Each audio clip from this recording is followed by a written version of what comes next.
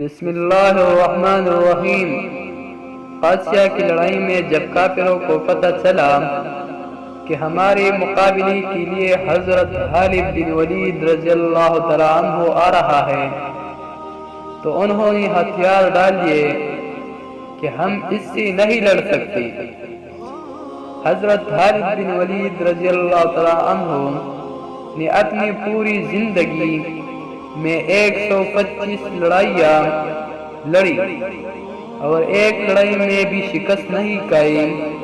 ان کو شکست کیوں ہوتی؟ کیونکہ حضور صلی اللہ علیہ وسلم نے ان کو سیف اللہ یعنی اللہ کی تلوار کا لقب دیا تھا۔ تو جیسے اللہ تعالیٰ کی تلوار نہیں ٹوٹ سکتی تو ایسا خالد بن ولید رضی اللہ تعالیٰ عنہ کو شکست نہیں ہو سکتی۔ کافروں کی فوج کا جو جرنیل تھا وہ حضرت خالد بن ولید رضی اللہ تعالیٰ عنہ کے پاس آیا اور اس کے ہاتھ میں شیشے کی چھوٹی سی بوتل تھی جو زہر سے بھری ہوئی تھی۔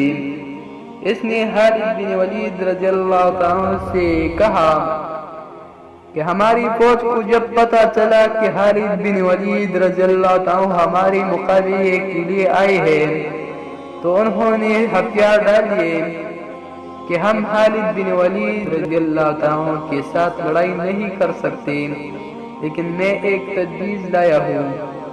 یہ میرے ہاتھ میں ایک چھوٹی سی بوتل ہے، اس میں ایسا زہر ہے کہ ہمارے 70 آدمی صرف اس کو سونگھنے کی وجہ سے مر گئے۔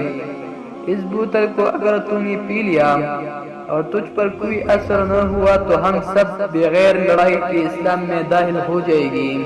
حضرت خالد بن ولید رضی اللہ تعالیٰ عنہ نے وہ بوتل لے کر یہ دعا پڑھی، بسم اللہ الذی لا یضر مع اسمہ شیء فی الارض ولا فی السماء وہو السمیع العلیم، اور ساری بوتل پی لی۔ وہ جرنیل دیکھ رہا تھا لیکن تھوڑی دیر تک جب اثر نہ ہوا تو جرنیل بے ہوش ہو کر گر گیا۔ جب ہوش میں آیا تو اس نے خالد بن ولید رضی اللہ تعالیٰ عنہ سے کہا، خالد تم نے اس بوتل پر کیا دم درود پڑھا، ہماری تو 70 آدمی صرف اس کو سونگنے کی وجہ سے مر گئے۔ حضرت خالد بن ولید رضی اللہ تعالیٰ عنہ نے فرمایا کہ تمہیں تمہاری بتوں نے سکھایا ہے کہ زہر مارتا ہے، لیکن مجھے میرے محبوب صلی اللہ علیہ وسلم نے فرمایا ہے کہ جب تک اللہ نہ چاہے تو کوئی مخلوق کسی کا کچھ نہیں بگاڑ سکتی۔